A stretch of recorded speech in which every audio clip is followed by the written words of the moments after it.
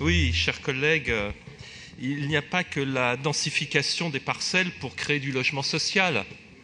Il y a beaucoup d'autres façons, notamment la préemption d'immeubles entiers, la préemption dans le diffus, la transformation des bureaux en logements et bien sûr mobiliser le logement vacant. Et c'est l'objet de ce vœu.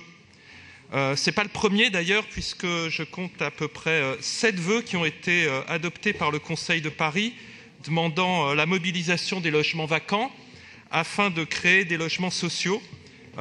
Nous savons que nous vivons une crise du logement très intense à Paris, où les classes moyennes ont de plus en plus de mal à se loger. Et dès le 2e enfant, elles sont souvent contraintes de quitter la capitale.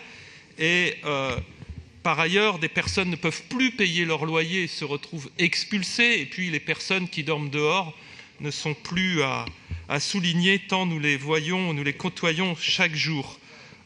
Donc face à cela, nous sommes dans une situation où, dans le centre de Paris, par exemple, nous comptons quasiment 25%, un quart de logements vacants. Donc nous avons déjà beaucoup agi, je l'ai dit, dans ce Conseil, mais il faut faire mieux.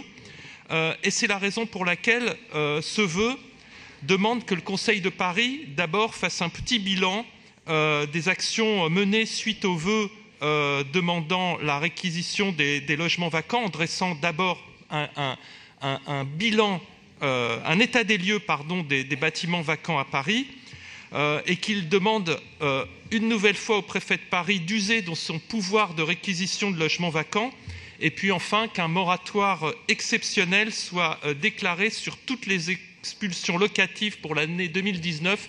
Nous rentrons dans la période hivernale, mais à son sortir, il faudra que les locataires de bonne foi qui ne peuvent plus s'acquitter de leur loyer ne soient pas expulsés. Séance tenante. Merci beaucoup.